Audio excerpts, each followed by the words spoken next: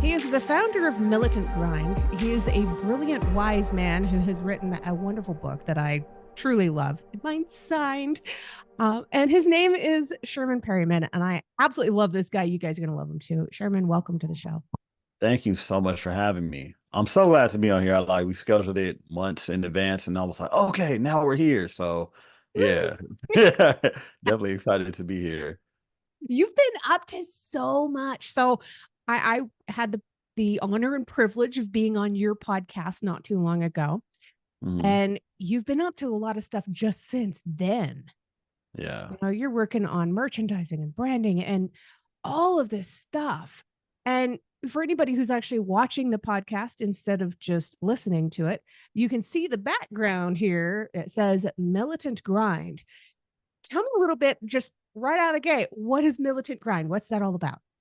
Well, Militant Grind is a brand that I wanted to put out that could encompass with just like the everyday individual for what they want to do with their life. So it's like whatever you want to do, be militant, which means be rock solid, be on point, be prompt, you know what I mean? Just like get it done, but then also grind towards what you want. So it's very, very vague, but I feel like it could apply to almost any- everybody in the world. Absolutely. And, I know we're going to get into the book in a little bit, but I just wanted to drop just a little bit of something first.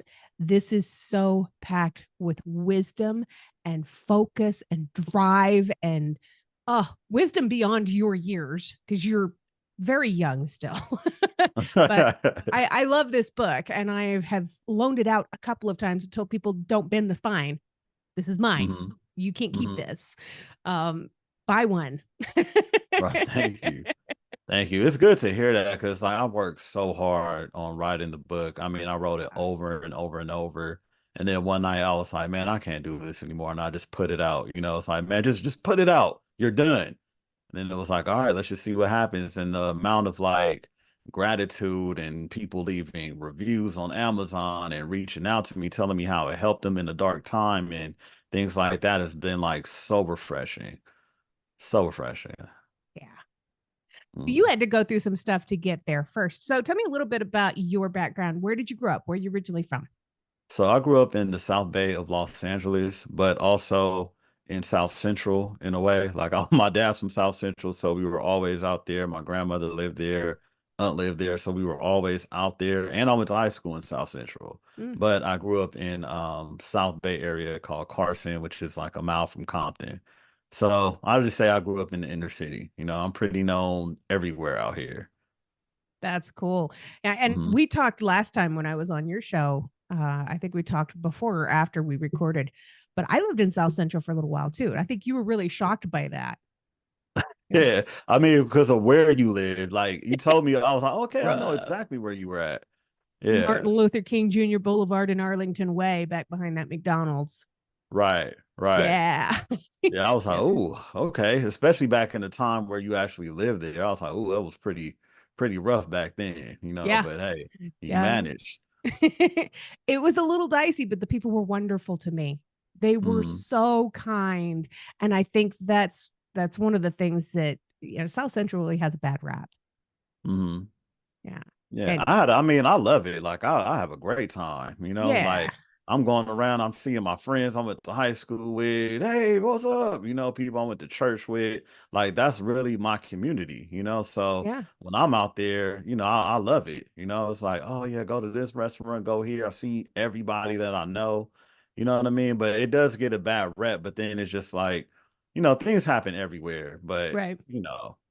But hey, it it's is. a cool area though. I mean, Yeah. there's so much culture steeped in Hmm. that area that's been there for so long. I Yeah. loved it. A lot of people thought I was crazy for saying that, but I really loved it. The only reason that I moved was because my place didn't have any windows. I was living in somebody's pool house out in the backyard. Hmm. And I ended up having to commute like 45 minutes to an hour to get to work. I needed to Hmm. live a little closer than that. I mean, Yeah. that's kind of nasty for anywhere, but especially LA. Ugh. Hmm. So when you had to go through all the stuff that you went through, you overcame a lot of traumas. Yeah. What was the stuff that you had to go through? How did it happen? Well, I grew up, well, the name of my brand is Militant Grind. So I grew up with a military style father who was very, very tough, still to this day. I think that my auntie says that he changed when he went into the army. Mm. Then he just came out, he just became like a tyrant. So me being ingrained with like a rebel type spirit, we had a lot of clashes. So I was kicked out the house at 14, 16, 18, 21. No, no, like 23. Like I got kicked out so many times I can't even remember. But the first time was 12. And I lived with my sister and I had to take the bus and, go to middle school. And it was like, I was kind of surprised. Well, I'm surprised now at how like strong I was and how I took it, to be so young. Cause I look at kids now that are like the same age I was during that time. And I'm like, damn, I got kicked out the house and had to take a bus and had to walk and be around grown strangers. And, anything could have happened to me back then, because I used to walk home to school. Now I'm like going through different cities, taking a public bus as a little child, walking to my sister's house. And I was just like, wow, man, like you really took that like a champ. I didn't cry. I didn't waver. I didn't cry in the Wow. car. I was like, my sister was like, hey, if you stay here, you still have to get up and go to school. And I was like, all right, how do I get there? Take this bus. It was one bus, thank God. But, I just had to do what I had to do. But yeah, I went through fully a lot with my father. And then, oh yeah, it was it was a hell of an experience. But if you talk to anyone in my family about that, they'll be like, yeah, him and his dad like really had it out. But I was the one that was like never gonna take anything that I think was like oppression. You know what I'm saying? It's like, when people have control of you, sometimes they abuse it. And me and him always had that clash where I was like, nah, you're not gonna play with me like that. Like my siblings or whatever, cool, but me and you, hey, even though I'm a kid, I'm not gonna tolerate anything that I feel like is unfair, out of the ordinary, whatever. And he'll tell you like I'm his most aggressive child, but then like other people tell you, oh, Sherman's cool. But it's like if it's injustice, I will definitely stick up for myself. And like I'm kind of really like glad I'll be that. willing to do whatever it takes to just not feel like that. You know what I mean? Right. You had a lot Yeah. of willpower. Yeah. You were pretty Yeah. determined. And I know from my own personal experience and talking to all my guests on the podcast that when you're growing up in that kind of a tumultuous household, it has an impact on your self esteem and your Yeah. self awareness. And Hmm. you still had that determination deep within your bones. It was like, no, I'm not dealing with this. Yeah, yeah. I mean, I read like a lot of self-help books. I would be like 17 listening to Tony Robbins, doing it was something called like auto suggestion or whatever. Like you'll listen to music and while you're listening to it, it'll give like motivational auto suggestions that you can't hear, but your brain picks it up. I forgot what it's called, but I will always be very much into self-help, and I would go to Barnes and Nobles and hit the self-help aisle and just buy a bunch of books. Like I have two bookshelves in my house. I have audio books. I listen to podcasts and all of that. And the reason why I did that was because I wanted to become a father one day. But I knew that I didn't want my children to feel the way I felt growing up. Like I want to be a better father than what I've had. So it's like, okay, what can I do? Then the best thing that, I could do was just fix myself. So I was just steadily into improving myself. Like every day, like I was infatuated with it. Like I have to become a better person. But I was becoming a better person to, make money and, hustle and things like that. But let alone all of that stuff that I was researching and, learning about brought me to where I am now, where it's like now I'm good sharing information and wisdom with people. But that's because ever since I was a kid, that's been one of my main things that I was always about. Like, say I will finish up work in class early in high school and pull out my book and start reading my book, or if I'm at work, nothing's going on, I'm reading, like that's how obsessed I was. But I did not know that that obsession would become what this is today. You know what I mean? Like I was just like, man, I just have to get my mind right. I have to get through, this is what it is because, when you suffer oppression from your parents and in your household, I feel like that does more damage than anything because you have no escape. Like there's nowhere you could go. You feel helpless. So what else can you do? And now in my family, like I'm the one, I have two older sisters, two younger brothers. But when it comes to like certain things, I have like all of my siblings coming to me for that. Like, Wow. guess what happened? This and that. And I'm like the voice of reason for my siblings. But then with that, I'm also the one that'll like go to bat for them and be like, hey, nah, this isn't right, because some people don't like conflict and they'll rather, not even deal with it. But I'm like, nah, I mean, if you're gonna continue with this relationship and you want to continue with this bond, it's best if you just nip things in the bud so it doesn't happen again. So you don't have to repeat this traumatic experience.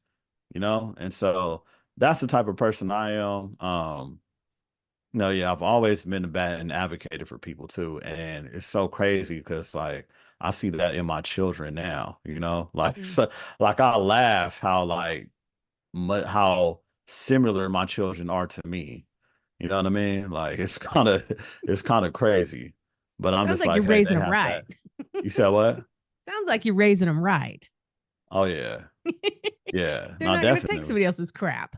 Nah, but that's I mean, even mine, like I want them to have a voice. Like you could stand up for yourself or stand up for what you believe is right. Like I'm a human being, I make mistakes.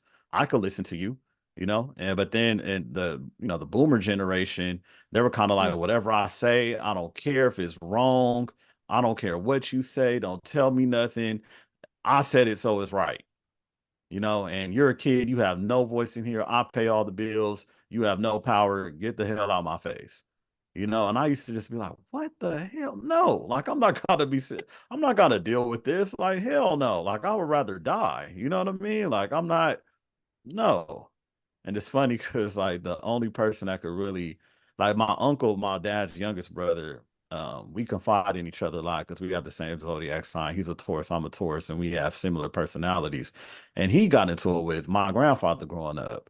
But he's more so like, it's just a way you have to communicate and get like somebody that's bullheaded to see, and they're not gonna tolerate anything that's oppressive. You know what I'm saying? Like, no, we were not gonna go out like that. Yeah. Wow.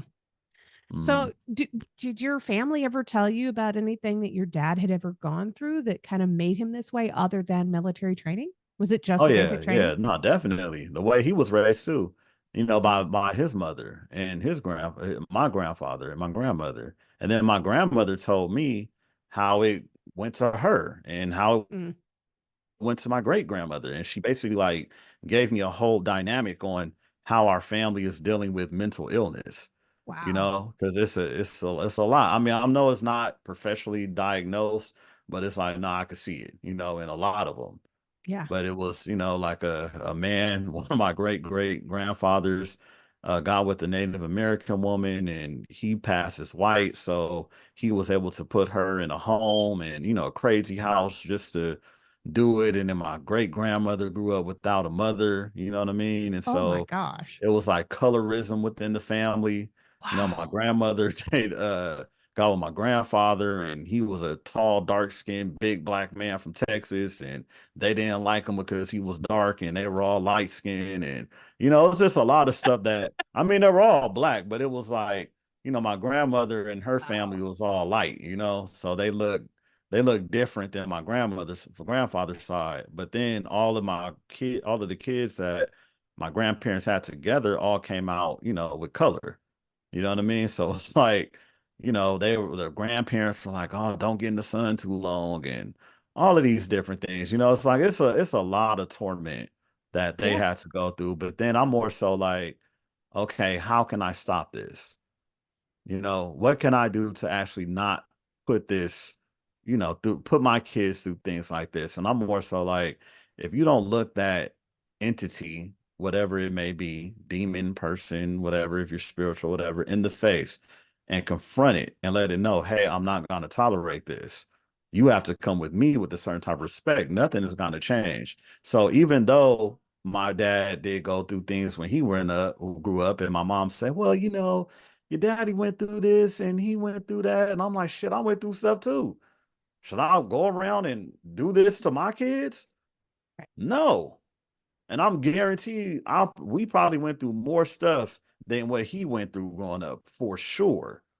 For sure, I would bet my bottom dollar on that. Like if I have my younger brother on this podcast, he could talk to you for at least 3 to 4 hours about our childhood trauma straight, because it Mm, still bothers some of them, like it happened yesterday. You know what I'm saying? yeah, So it's like some people are stronger to overcome that trauma, but some people it still haunts them and affects them as an adult.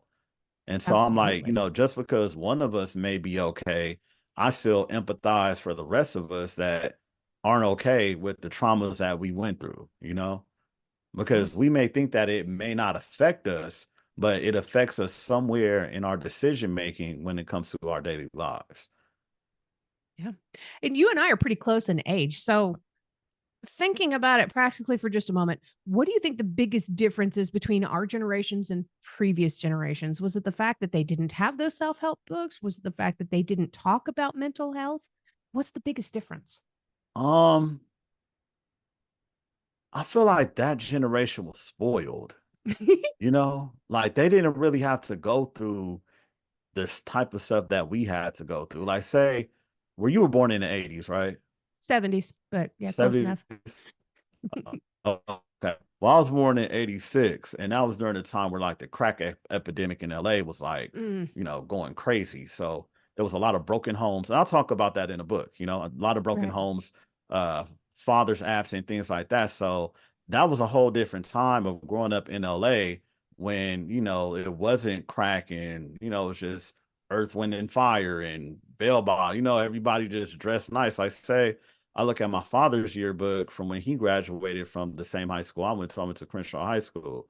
So I have his 70s yearbook and I'm looking at mine and I'm like, damn, these are two totally different types of people. Like they have a chess club, a swim team, everybody's smiling, everybody's happy and high fiving. And in my generation, everybody wants to be a thug and, wants to be tough because the gang violence, because the crack epidemic is like, we're the aftermath of that. So it's Yeah. like a lot of these kids didn't have no direction and stuff like that. So I feel like that may be one of them. And then the income inequality, like college is super high, jobs aren't paying, you can't work as a security guard and afford rent anymore. And so we just went through so much where it's like we started to empathize with people and each other that don't have what we have. You know what I Yeah. mean? It's like back then you could work at, the post office and buy a home and take care of your family. You cannot do that right now. You can Right. barely take care of yourself if you work at the post office. But back then it was like, my dad was just a teacher and he had a 4-bedroom house with, in Carson with, that was pretty nice. You know what I mean? Now it's like if he took his same career and tried to buy in that same neighborhood now, he can't do it. So it's Oh, like the yeah. viewpoints are a little different. Like they had it, not to say they had it easy, but they had like access to a lot more resources and help than we have. Like we're in college debt like crazy. It's like, damn, like everybody, all races, all cultures, all of us are just struggling to survive in this new generation, and it's hard for us to look down on anybody because of the stuff that we went through. Like, finishing college, next thing you know, you're in a recession trying to find a job and trying to find work and survive for yourself.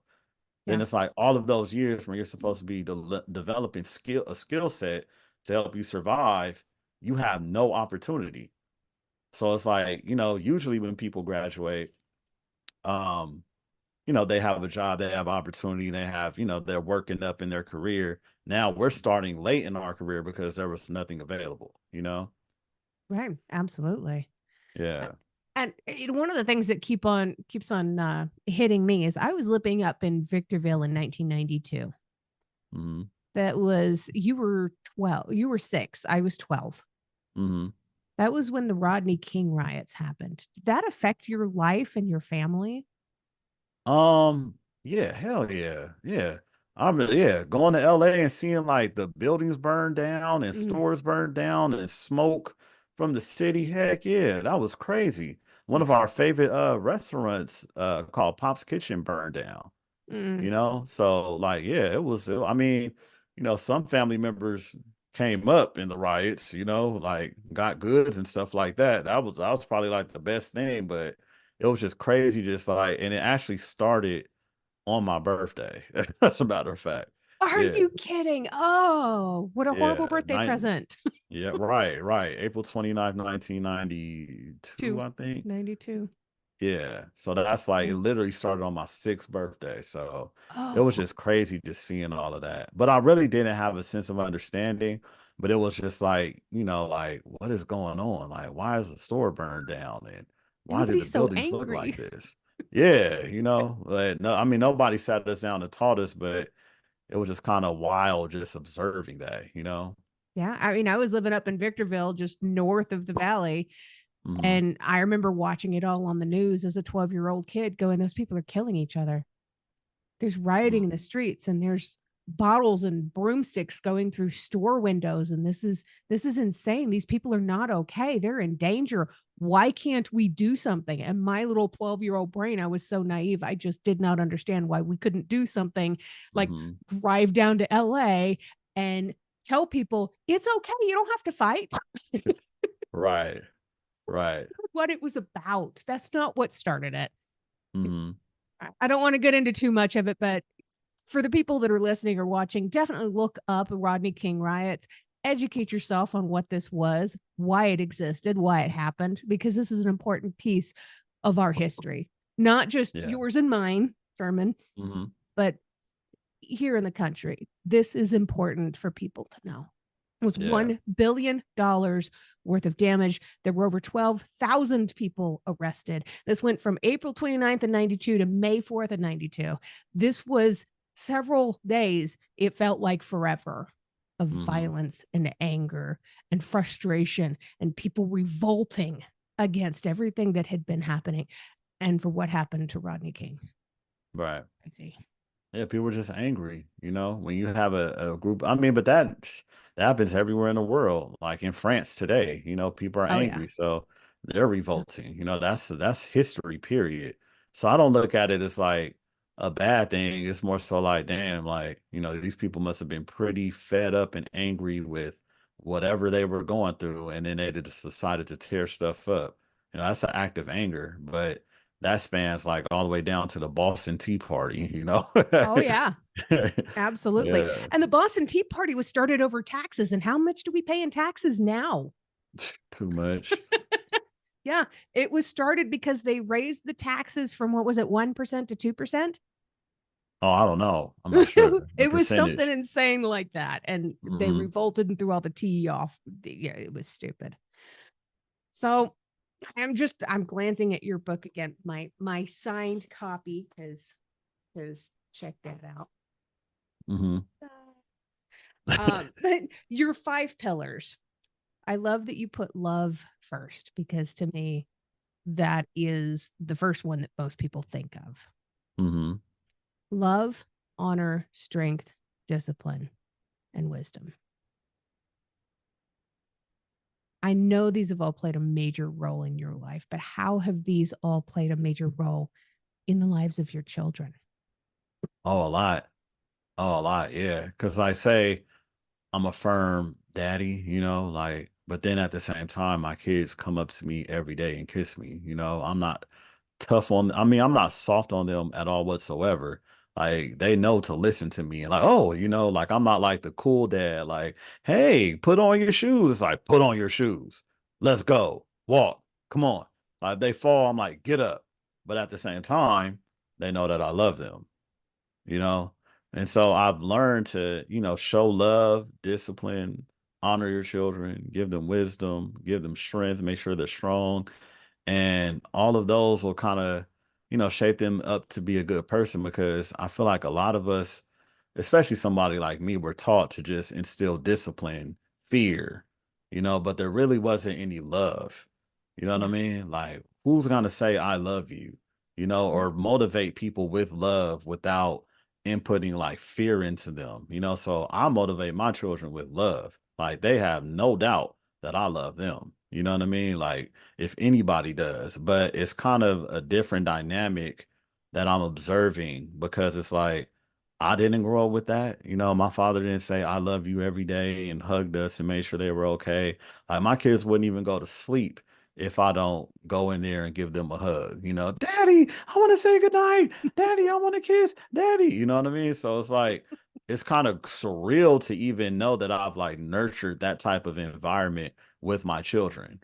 You know, but Yeah. then if I say, hey, let's go in the garage, we're gonna do some push-ups, squats, and this is and yes, let's go. Okay, let's go. I'm excited, you know. But then it's like if they see me doing it and and that's an embodiment of me loving myself, they want to do the same thing. I took my oldest daughter to the gym and she had a time. It's like, when are we gonna go back? Like, I've been watching my dad work out ever since I was a baby. So now I finally get the chance to, learn, see him and learn some things. So it's like, they don't look at self improvement like a chore. They look at it more so like, man, my dad do it. I know he loves me. I know I love myself. So I want to do it too.